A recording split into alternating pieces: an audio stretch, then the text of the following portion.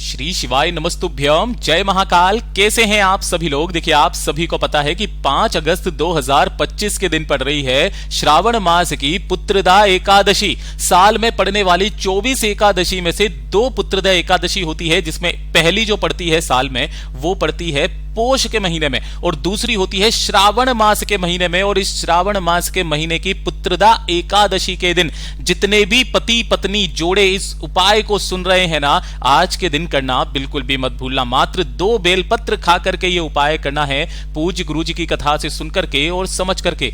पूरे उपाय को बहुत आसान भाषा में आप सभी लोगों को बताऊंगा, परंतु उससे पहले आप सबसे बस एक छोटी सी प्रार्थना करूंगा कि जो लोग पहली बार आए हैं ना, चैनल को सब्सक्राइब जरूर कीजिएगा और वीडियो को लाइक करके महादेव का कोई सा भी प्यारा नाम कमेंट बॉक्स में लिखना बिल्कुल भी मत भूलिएगा।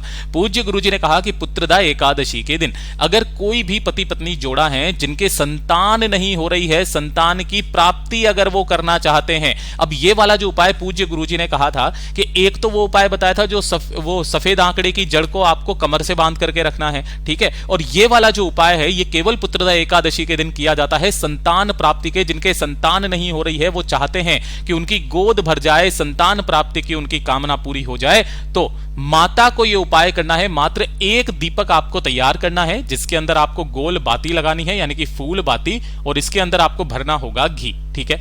इस तरीके से एक दीपक तैयार करना, चाहे आटे का चाहे मिट्टी का। साथ ही साथ आपको बनानी होगी थोड़ी सी खीर। अब जो गलती आप क्या करते हो कि अगर आप क्या करते हैं कि जब भी आप घर में खीर बनाते हैं तो काफी सारी बना लेते हैं कि इसमें से ही भोग लग जाएगा और बाकी का जो है वो पूरे परिवार के व्यक्ति खा लेंगे। लेकिन ऐसा नहीं होता है। पशुपतिनाथ व्रत का भी आपने एक नियम सुना होगा कि आप उतना ही बनाएं जितना पूरा का पूरा आपको भोग के रूप में लेकर के जाना है, ठीक है। एक्स्ट्रा में लगा करके कुछ भी ना बनाइए। तो जितनी भी खीर बनाएंगे वो पूरी भोग के रूप में जाएगी, ठीक है। तो खीर बनाना, 1 दीपक और साथ ही साथ 1 लोटा शुद्ध जल अपने घर का तांबे के कलश में, और लेकर के पहुंचना है भोलेनाथ के मंदिर में शिवलिंग के पास। यहां पर शिवलिंग के पीछे की तरफ आपको आसन लगा करके बैठना है, जिससे आपका मुख उत्तर दिशा की तरफ में हो जाएगा। सबसे पहले 1 लोटा शुद्ध जल भोलेनाथ की शिवलिंग पर अपना नाम और गोत्र बोल करके समर्पित कर देना। जल को समर्पित कर देने के पश्चात जो आपने खीर लिया है, उस खीर का भोग महादेव की शिवलिंग पर आपको अपनी कामना कह करके लगाना है। और जो बाकी की खीर है वो शिवलिंग पर, ये जो चारों ओर चौखट होती है, उस चौखट पर आपको उस खीर को रख देना है और अपनी कामना कह करके इसी खीर के पास में जो गोल बाती का दीपक है वो भगवान के सम्मुख में लगा देना है। पुत्रदा एकादशी के दिन अपनी कामना करना और कामना करके महादेव की शिवलिंग पर जो भी 2 बेलपत्र समर्पित हैं, यकीन मानिए अगर आपको बेलपत्र वहां पर समर्पित नहीं है तो पहले आपको बेलपत्र समर्पित करने हैं, फिर जल समर्पित करना है और फिर उसके बाद में खीर का भोग लगाना है, ठीक है। अगर बेलपत्र है वहां पे तो आपको डायरेक्ट ये कर देना है और वहां से आपको शिवलिंग पर से 2 बेलपत्रों को उठा लेना है अपनी कामना कह करके।